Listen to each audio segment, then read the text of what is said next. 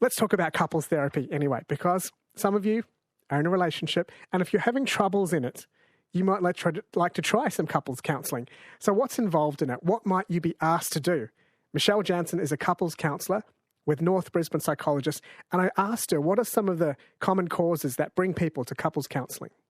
There are so many reasons, and I think it's really important to cover that people come in at all different stages of their relationship. So I've worked with couples in the really early stages, so, first year and a half, and they're just wanting to learn some skills so it doesn't escalate in terms of their conflict or whatever the issue is, and then others where they've been together 20 years and they've got a real crisis going on.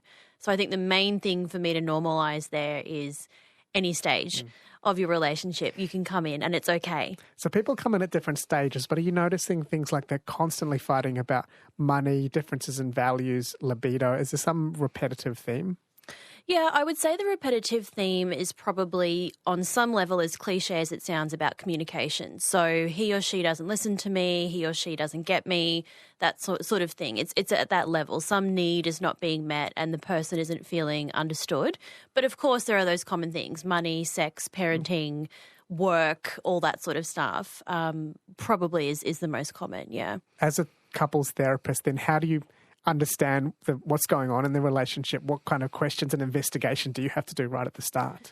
Well, I think for every couples therapist it's different, but for me I work from a framework based on the Gottman Method. I'm not sure if you've heard of it. Listeners probably have. Rachel Hannum, who comes in, does talk about the Gottman Method, but I forget every time. So can you give us an explainer into what Gottman is about? Of course. So the Gottmans are two relationship psychologists from the US. They've been studying relationships for over 40 years, and so they really know what works.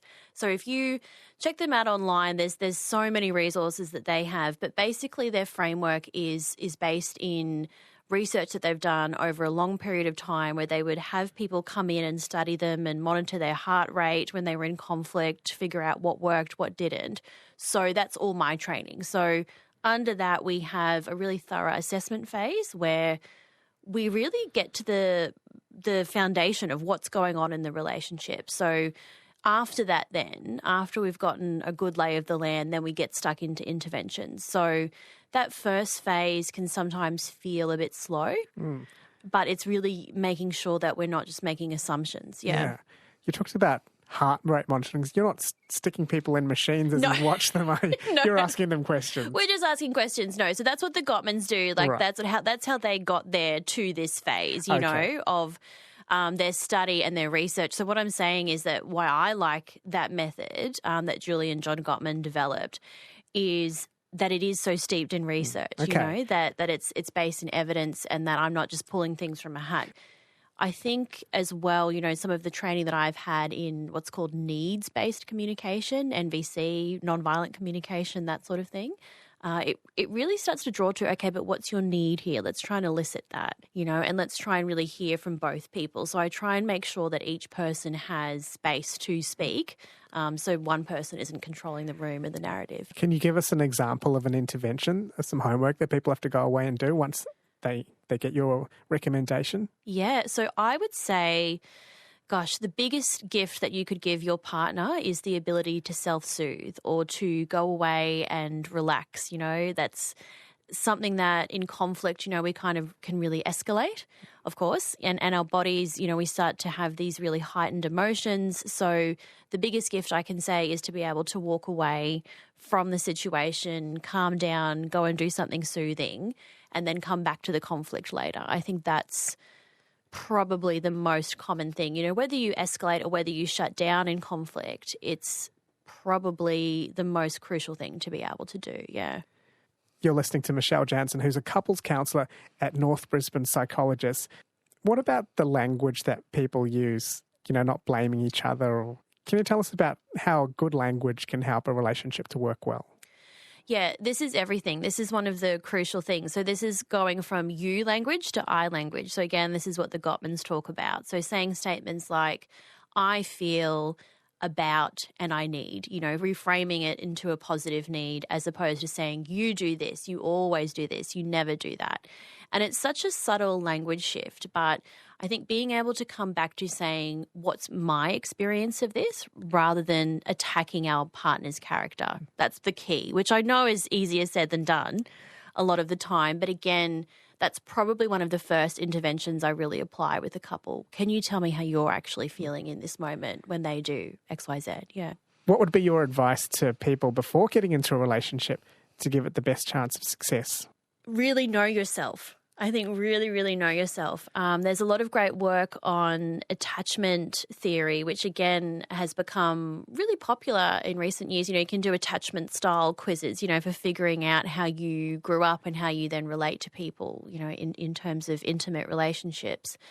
I think a lot of the work happens on the ground, as in once you're in the relationship, because we don't tend to be triggered or really have things show up until we're in the heart of it.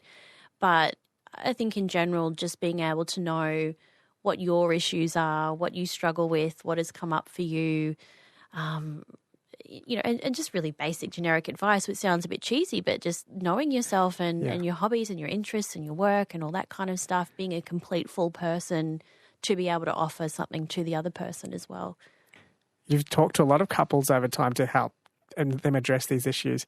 Can you highlight perhaps some of the hardest combinations to make work? And this is a bit of a reductive question, introverts with extroverts, people with different values, different religions, vegetarians with non-vegetarians. Are there some fault lines you've noticed where you think, wow, that's really hard? These differences are really hard for us to manage. I mean, certainly differences in culture and religion probably are the biggest ones, because, that then bleeds out to issues with extended family often, and what their expectations and what our roles are, who we are.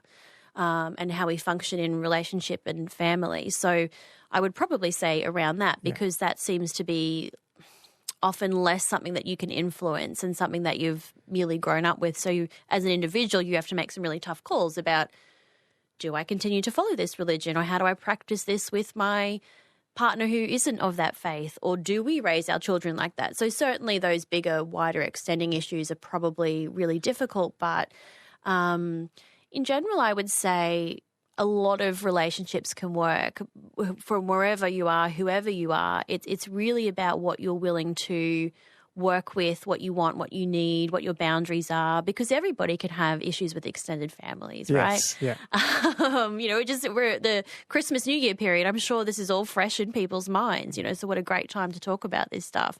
So I feel like I'm being really broad sweeping and very general, but certainly I think, of course, personality differences, but really the willingness to try and a want to be in that relationship is the core of it. So you're willing to try, you're in a relationship, you're making it work so far. How do you keep it interesting long term? Do you have any tips for couples to keep it interesting? Yeah, I do. I think one of the tragedies that happens over time and the reality of life, with or without children, sometimes in a long-term relationship, is that you start to turn away from one another. You start to not ask those questions that you were asking when you were first dating. How was your day? What are you interested in? What are you watching on Netflix lately? All those kind of things that the Gottmans call love maps. Yes. So over time, updating your love maps, so to speak, so asking those questions, as I said, that you would when you were first initially dating, because what tends to happen is that we'll start to ask practical questions. Did you call the plumber? Did you organise the babysitter? Did you do this? Did you do that? And we forget who we are in those moments. And if we come back to the whole theme of what we've been talking about here, wanting to be seen, wanting to be known, wanting to be understood, that need never goes away. So my biggest takeaway for that would be having an updated love map. One thing I've seen really work is, to have, we have all different kind of apps and ways of communicating now. So on one SMS to be about practical things and the other to be about more fun things. So it's dividing those bits of our life that we all inhabit. Yeah. Do you think some people think that relationships evolve and they go from being whimsical and romantic to practical, and they just allow the relationship to just succumb to practicality? Because I think that's what happens after 20 years. I think so. And I think, again, it's nuanced and varied, and people can, become different people, and that's okay. Or we, get in the thick of, raising kids and that happens. But so there's nothing to be ashamed of in that way. But I think certainly, my opinion would be that we have, this culture of let's get engaged, let's get married, let's buy the house, have the kids, have the dog, and then, okay, what's next? Yeah. And we and this is a whole other conversation, but our roles around gender and parenting and being a new parent and what that looks like and how you can still, feel interesting, be interesting as a person, how we can still be ourselves when we're in the thick of a long-term relationship are really fascinating conversations. Yeah, I hear this idea of extrinsic versus intrinsic motivation, and that if you're a person trying to motivate yourself, if you're always looking at the end goal, you can demotivate yourself because, you're just so conditioned to always achieving. And so you need to find intrinsic motivation. And it sounds like you're saying the same thing for couples. If it's always about the kids and then the house and there's always an outside goal, it can actually cause the relationship to wither. So you need to just take some joy in just being a couple without a goal. Yeah, and I think coming back to each other, which is really, really difficult to do when you're busy, but to know each other and to know, okay, what are my dreams now? What do I want to do now? And I think the other thing that can be really tricky, especially for new mums and new parents, is I had all these expectations about what this would be and now this is different. And then a certain amount of shame comes up. And I'm sure that would happen across the board for all different developmental phases. But talking about being honest about that and being able to have a stress-reducing conversation, for example, with your partner at the end of the day and say, this is really stressing me out in a way I didn't think it would. Is there anything that we haven't talked about that you want to get across about couples therapy? I think the main thing would be that it's not the end of your relationship. I think that the main thing is that, as I said, I've started working with 21, 22-year-olds who are coming in like super early just to go, I don't want to repeat what my parents did, or not even that. We just want to make sure that this issue doesn't escalate over time. So I guess what we're starting to see is a real transition to people wanting to be a bit more preemptive, wanting to really tackle what their communication styles are. So I would reduce the stigma around it. That's my number one goal, to say that it's not your relationship is broken. It's not that you're necessarily in crisis. It's just, how can we make our lives function a bit better? Life is hard enough. Let's communicate. We're the leaders of our little family here. Let's be as communicative and being able to role model for our kids or those around us, what is healthy conflict, all that kind of stuff. Yeah. Michelle, thank you for coming in. Thank you so much, Ashwin. Thank you. Michelle Janssen is a couples counsellor at North Brisbane Psychologists.